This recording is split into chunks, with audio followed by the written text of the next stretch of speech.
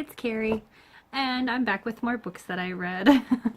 It's just becoming my intro for all of these videos because all I do is read books. It's currently May 8th, and I have read a total of 5 books, and I DNF'd 1 book so far. So 6 I'm going to be talking about in this video, maybe just 5. I just finished number 6 today, and I guess I can go over it briefly and my thoughts, but I haven't actually typed up my review for it yet. So, the first book that I read is called Mr. Penumbra's 24-Hour Bookstore. This was written by Sloan, and I gave it 4 out of 5 stars. I really did enjoy it. I thought it was very creative. It's all about these secret societies and hidden codes and just books in general. I did think it was really good, but I found my mind wandering several times, and some of the jokes and the references were just presented very quickly, and I didn't always catch them. It was kind of like watching an episode of Gilmore Girls where they're talking so incredibly fast and you don't always catch everything that they say. It's like this very frantic style of writing, frantic dialogue almost. Sometimes it was hard to follow, but overall I did think it was really good. You just have to kind of concentrate while you read it. And I think it's part of a series, but I don't plan on continuing on with it for the time being. Maybe in the future. Next book that I read is called After We Fall. This is a romance novel. It was written by Melanie Harlow, and apparently it's book number 2 in the series. I didn't realize that. I didn't like it.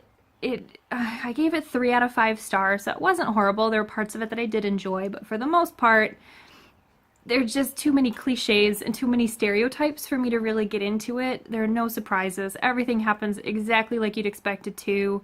The characters, you know, it's the city girl who doesn't know anything about camping and this farm boy who can fix anything, and like the friends that they have are very supportive, but they're mostly absent. The mom is very overbearing and disapproving, and the ex-boyfriend is a man whore with a gambling problem. Like, okay, I could have written this. This is every book that I've ever read. I lied. That's not every book that I've ever read, but like romances, I've read enough of them that this is just very cliche. I don't like it. There's also this uncomfortable over-sexualization of the characters, which is not something that I would normally notice, but like the way the way the woman described seeing the man for the first time and like how she was objectifying him, and the way the man looks at the woman and is objectifying her, it just made me uncomfortable. I don't know if maybe just my reading preferences have changed, but I did not like that. It's not a very standout book. I'm probably going to forget everything that was in it, like, in the next several books. After the next several books that I read, it's not going to stick with me. I know that already. This next one might. It's called Good Boy. It was written by Sarina, Bowen, and Elle Kennedy. And I got about 2 minutes into this, and then all of a sudden they said 2 different names, and I'm like, wait a minute. You've got to be kidding me. This is from those books that I love from 2017, Him and Us. Oh my god, these are some of the same characters. I love those books so much. I was like flipping out, and then I had to go back and listen to the beginning of the audiobook again, because now I know who the characters are. Like, how did I not know this? How did I not know that it continues on with the same characters? It takes place in the hockey community between the sister of one of the boys in the first book, or the first series. I guess this is a different series. The sister of Jamie Canning from the first books, and then the teammate of Wes from the first books. So then it's just like continuing on. I love it. This is such good writing as well. Like, it's not even a fact that it's a continuation of the books and the characters that I already knew. This writing, reading it back to back with After We Fall, the writing is so much better. So much better. Character development is great. I love the dialogue and the flirting, and the sex scenes are pretty hot. But yeah, it's just, you gotta go read these books. These books are amazing if you haven't already. I gave that 5 out of 5 stars, if I didn't say that already. Next book that I read, which I DNF'd. And I'm ready to talk about this. I'm okay talking about this. I'm not gonna get too angry. It's called Drantos, and it was written by Laurann Dohner.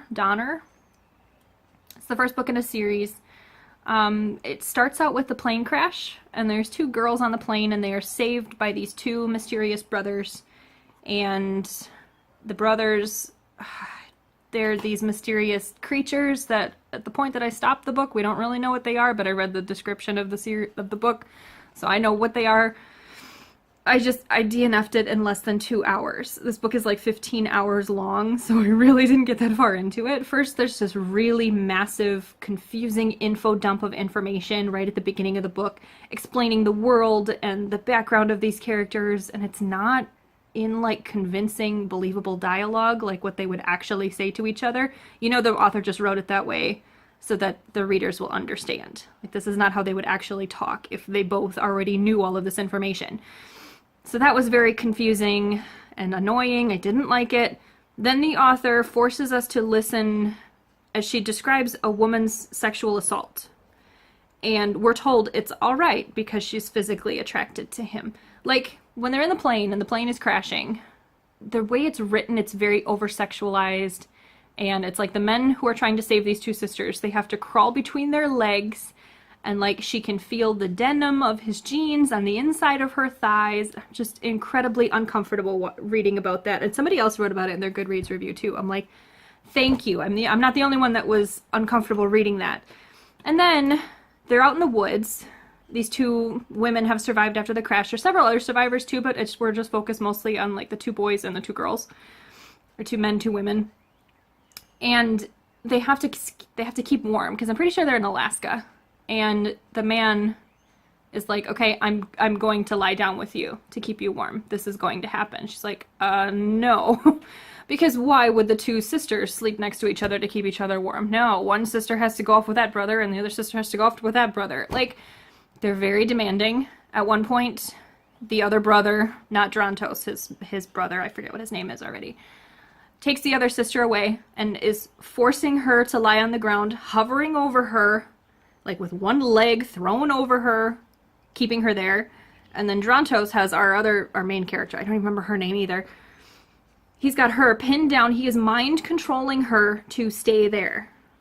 And he's saying that she has to lie down next to him. She cannot move. She physically cannot move her body. And he's telling her she has to stay there and sleep with him next to her. Like, he's touching her. It takes away all of her free will, and I get it. Nothing sexual happened. Maybe it doesn't happen the entire rest of the book.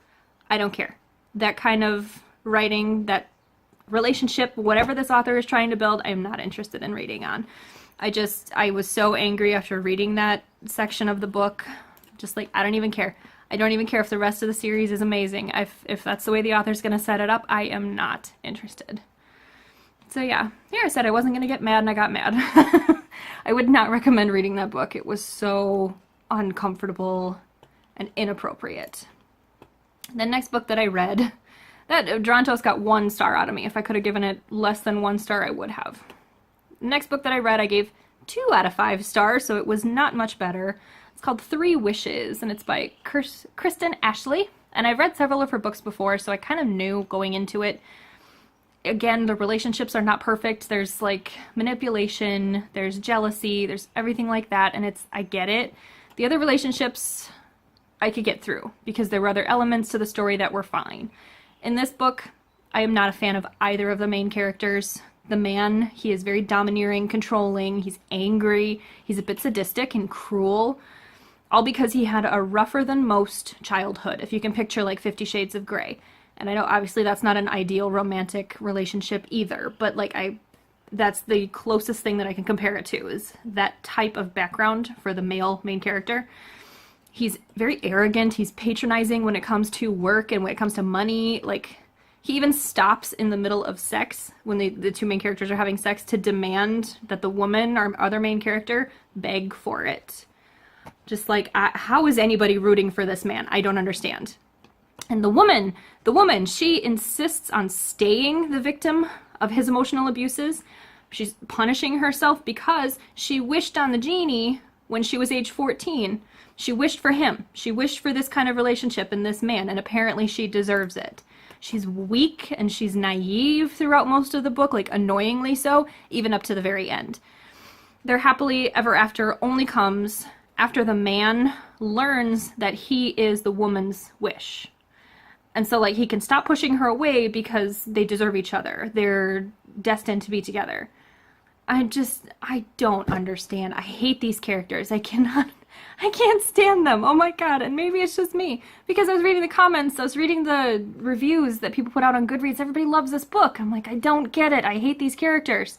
The only reason it got 2 stars out of me was because there are genies in the book. It's called 3 Wishes, so the woman's family has inherited a genie and it gets passed down several generations. It's like, it was just because of the genies. That's the only reason that it got 2 stars out of me, because I really don't understand this relationship. It's not something that I can get behind.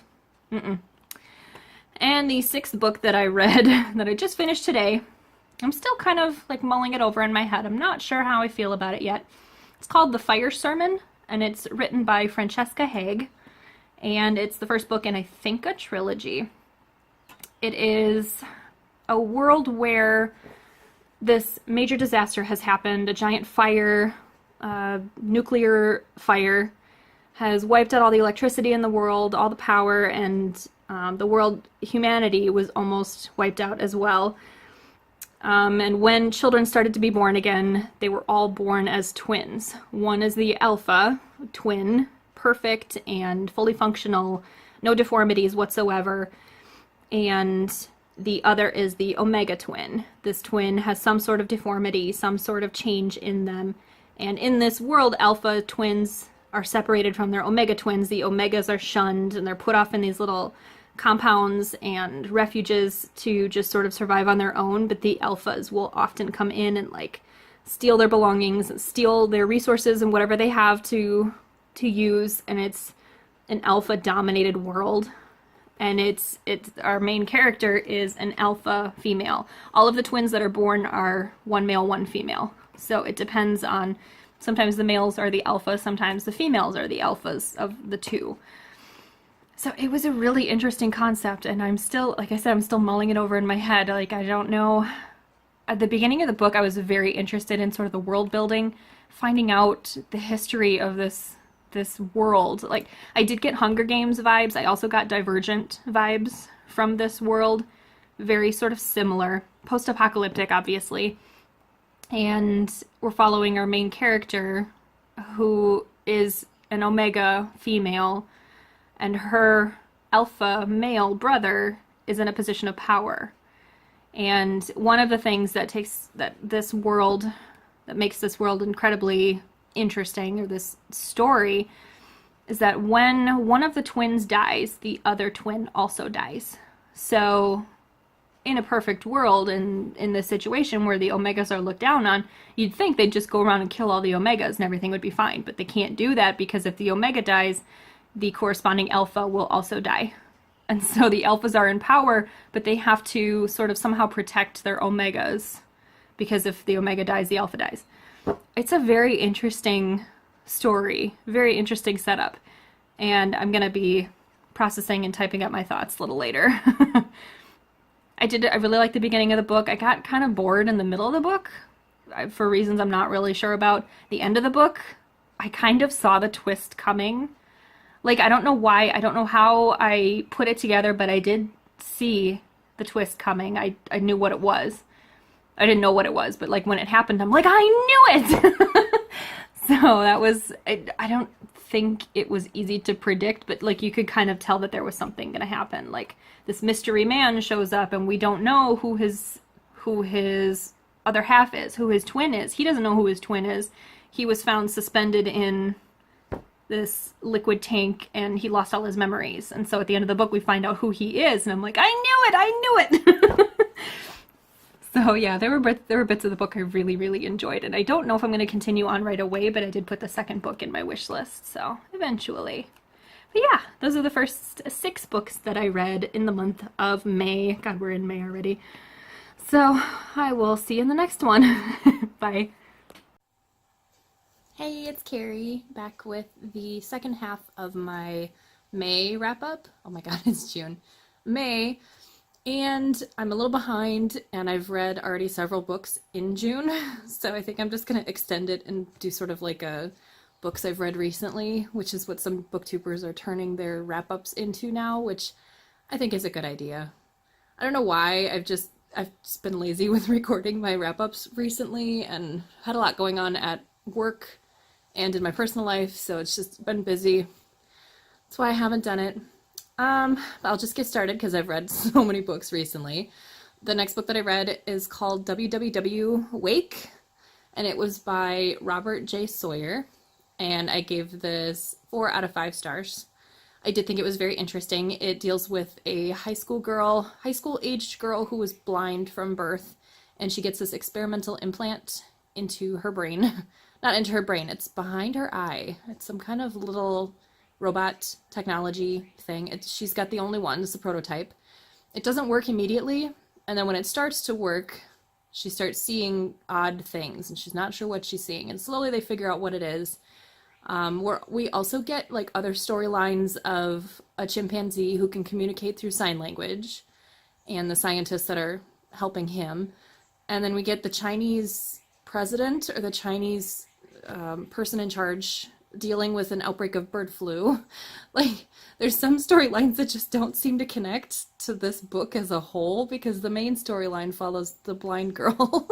So it was a bit confusing, but overall I did find it very interesting because it follows essentially the birth of artificial intelligence and like how, because throughout the book there's this kind of anonymous narrator, and you find out that this is actually the artificial intelligence that went into her implant in her eye, and like she can communicate with it. It was very interesting. I don't think I've ever read a book like this before. I would definitely recommend it.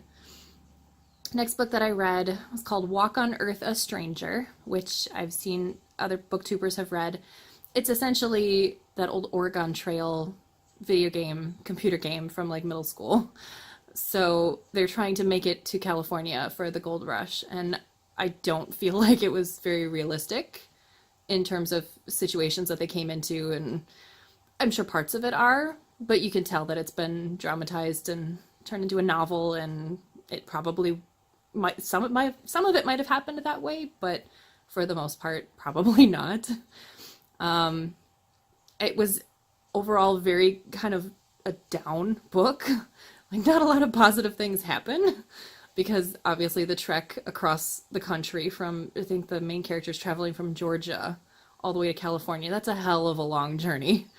All these bad things happen, and it's not a very feel-good book, even at the end when they make it to California. Like, several people died along the way. Their animals died, and like they almost all, I don't know, dried up right before they got there. Like, I don't think I'll be reading the sequel. It was not a very fun to read book. That was by Ray Carson. I don't think I said that. I gave it 3 out of 5 stars. Yeah. After that, I needed something a little more lighthearted, so I started reading Kevin Hart's biography, I Can't Make This Up. And I did give it a star rating, but I'm going to go back and remove it because obviously it's his life. It's, you know, he's telling stories about himself, and I've heard other people say it, and at the time, I don't know why I gave it a star rating. It doesn't feel right to do that now, so I'm going to go back and remove that. But I did find it very good, just listening to him talk, because he reads his own book, so it's like, it's not like listening to one of his comedy specials, not quite so bouncy and hyperactive, and like, it's different because you can tell he's reading his actual book, but sometimes he goes off script, and I don't know, it was perfect to like lift my mood. Even though, I mean, he talks about like the different projects that he was part of, and one of my favorite movies from him was Fool's Gold. It is one of my favorite, like, action movies in general. I don't know why it's not more well-known, but it's awesome. And he plays this character called Big Bunny. And you'd never know it, but while filming, you know, he finds out that his mom had cancer, and his mom actually died while he was filming the movie. And he was, like, on his last dollars, and he was writing bad checks on purpose because he didn't have cash coming in yet. And it was, wow, all right. You learn a little more about his life, because you see him now and he's a big shot movie star. Like, you'd have no idea that was going on at the time. So I did find that very interesting. I would recommend his biography. I thought it was very good. Next book that I read was a science fiction novel called Destiny Lost. And it was by M.D. Cooper. And I gave it 3 out of 5 stars.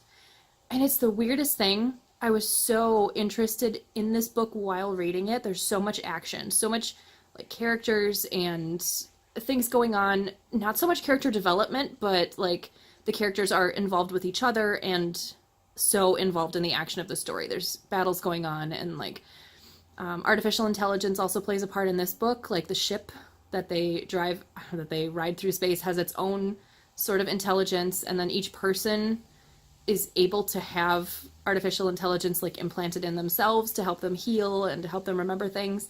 I thought that part was very interesting, but for the most part, I was actually bored. This book is so... I just contradicted myself. I was very interested while reading it, but looking back now, I couldn't tell you almost anything that happens in it because it's so much plot-driven.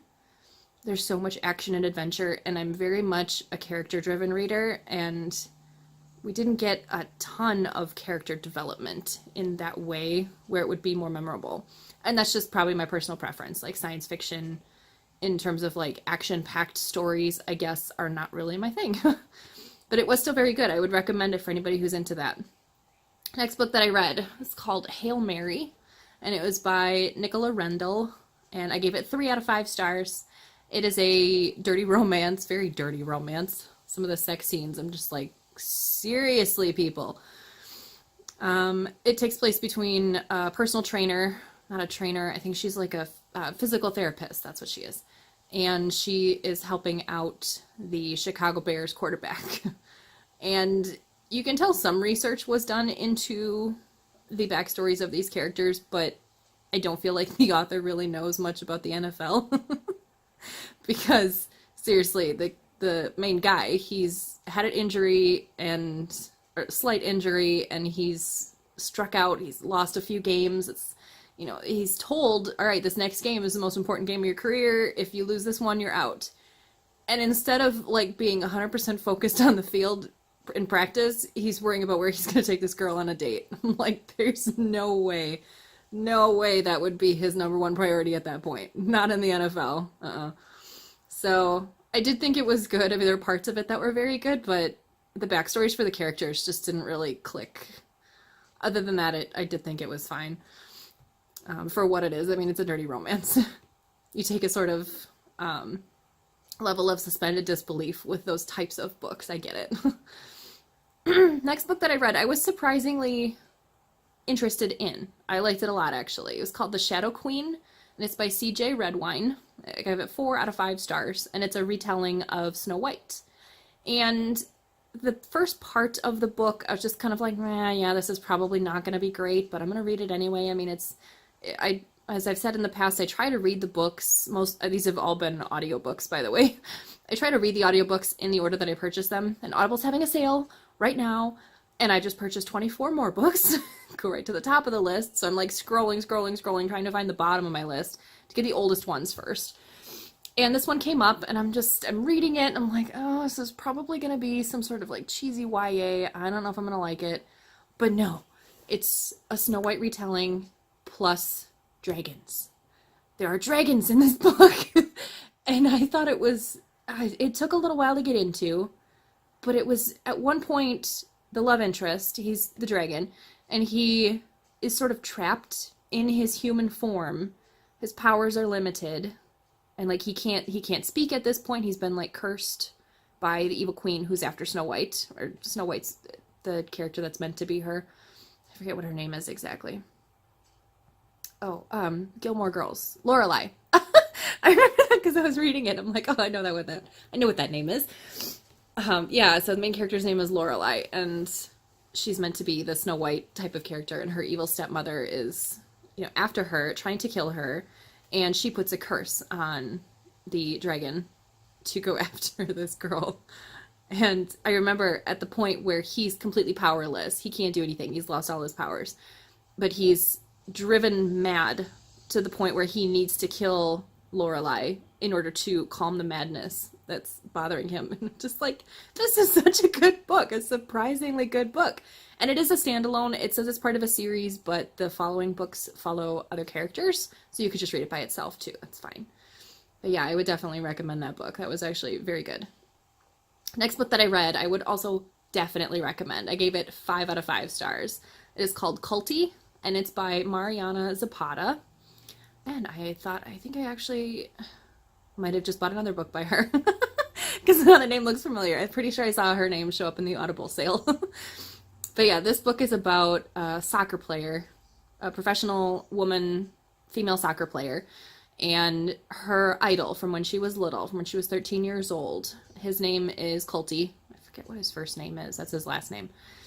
He comes and he's teaching the girls' team, and he's coaching the girls' team. And she's trying not to be starstruck by him. It's a very, very long audiobook. I remember this is like 18 hours or something like that. Like, it's a very long book, but it took about 13 of those hours for them to admit that they have feelings for each other and do anything about it. So it's a very, very, very slow burn of a romance, but they genuinely build a friendship first, and I truly appreciate that. I love these two characters. They're so well-rounded. They're so true to life. They've got these genuine flaws to them that are just awesome.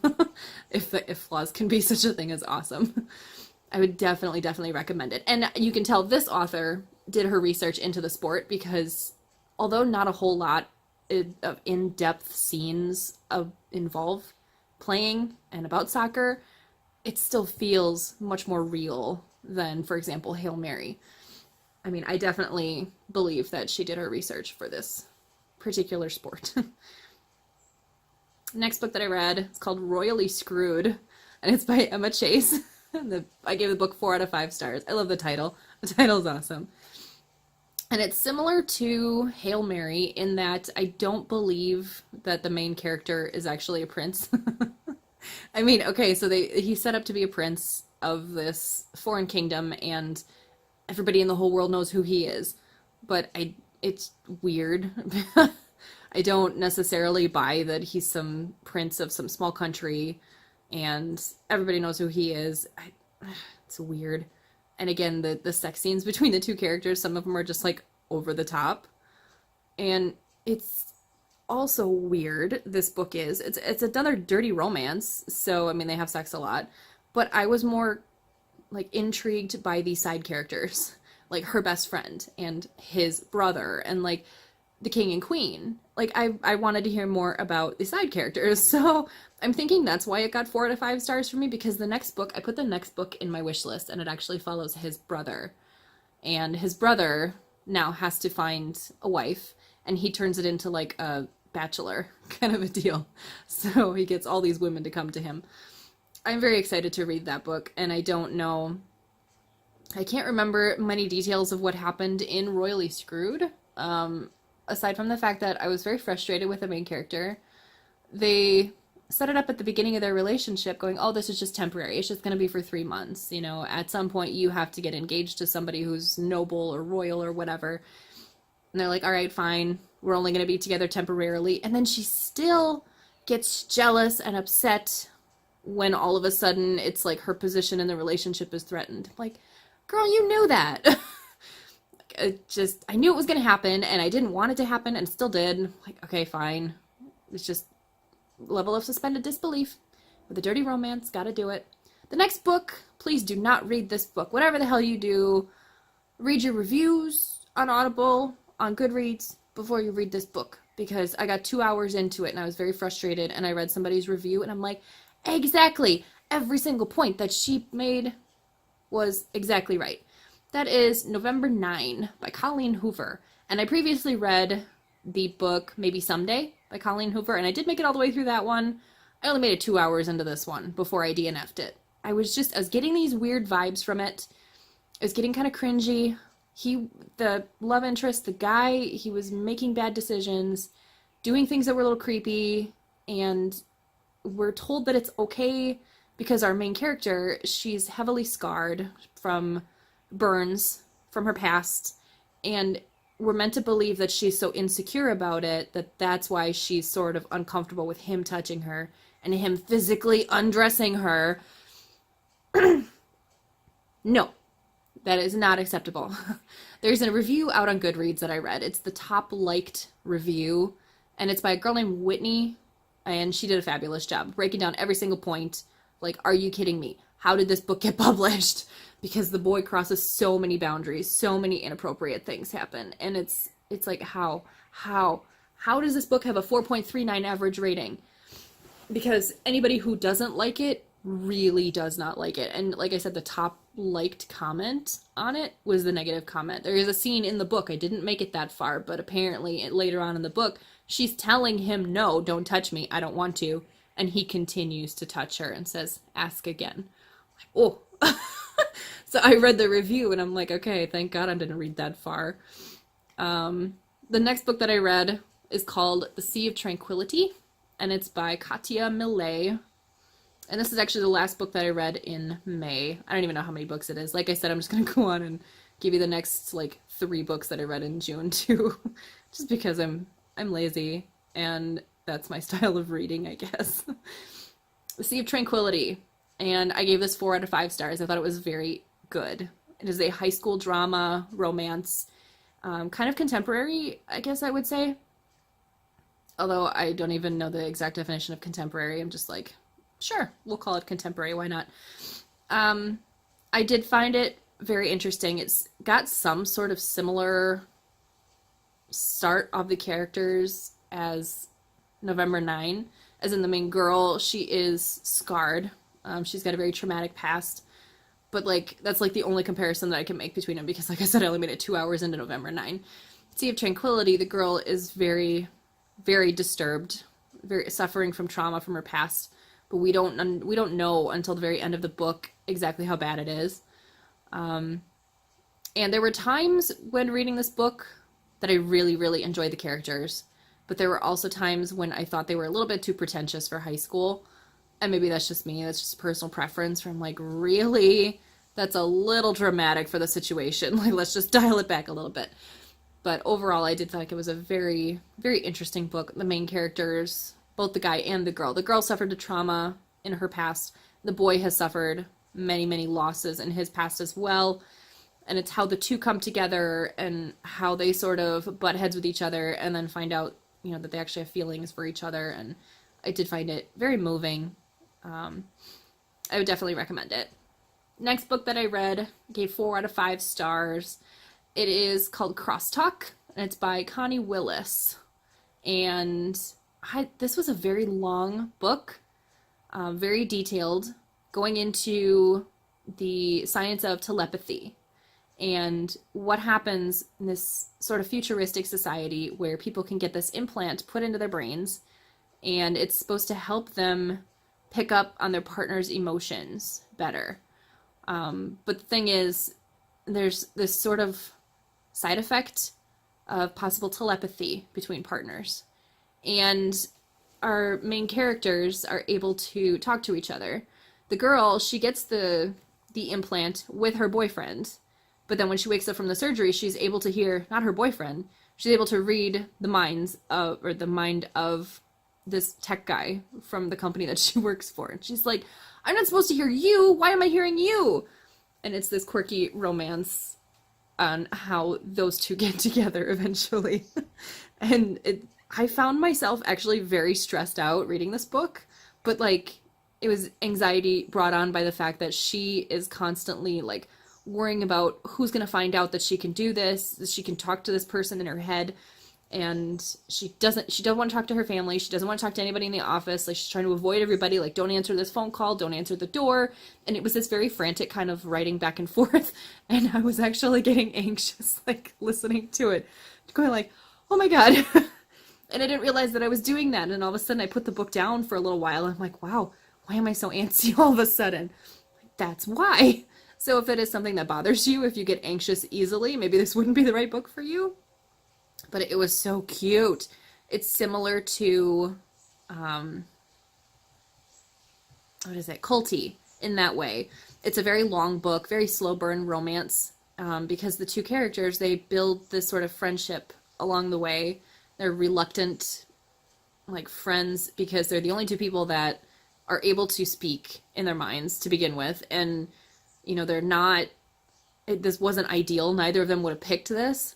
But because they're sort of stuck this way, they grow close and they eventually get this relationship going. And it's so cute.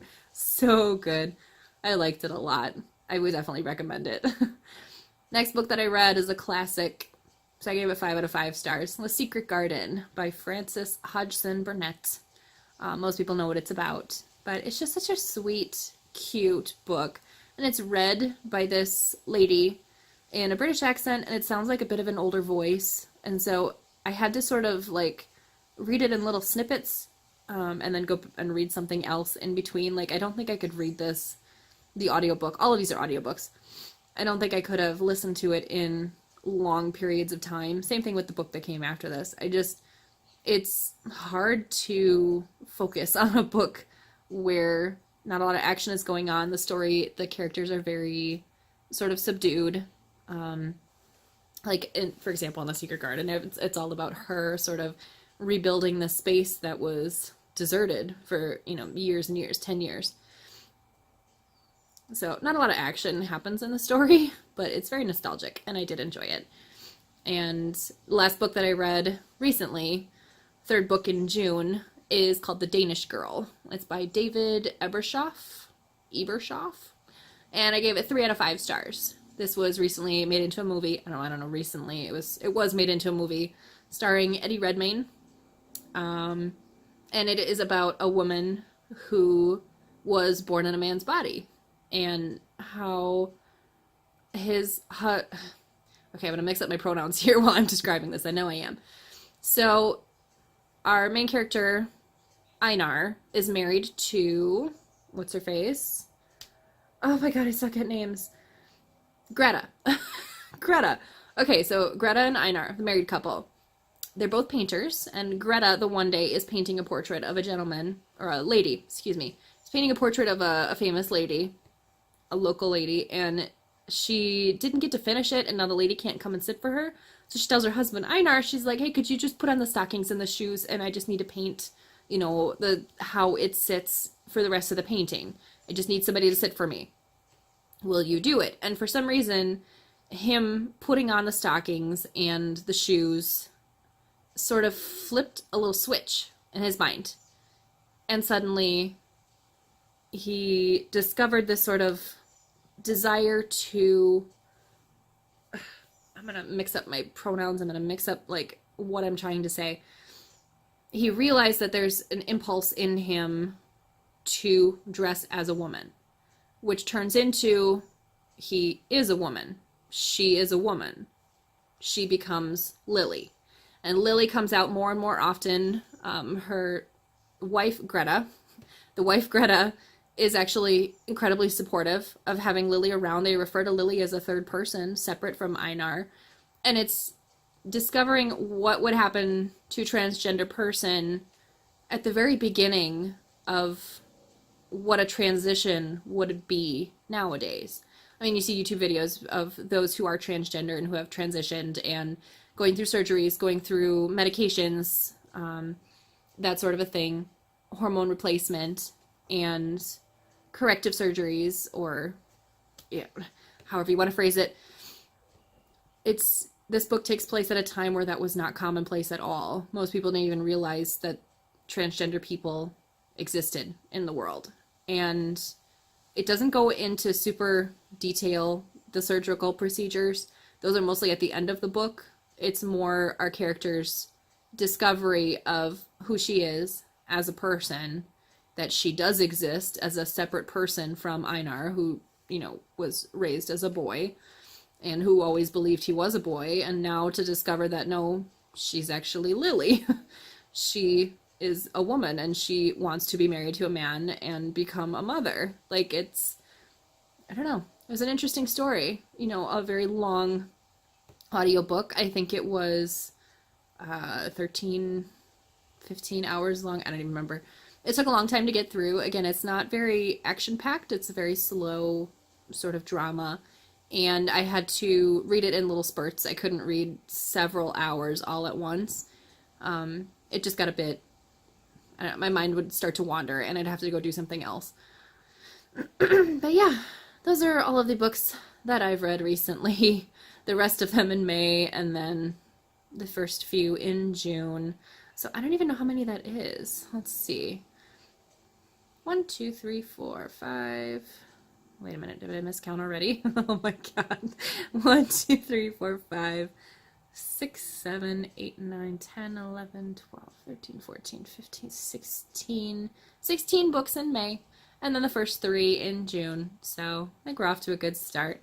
I'm reading a book now about witches and werewolves and demons that are all going to university together.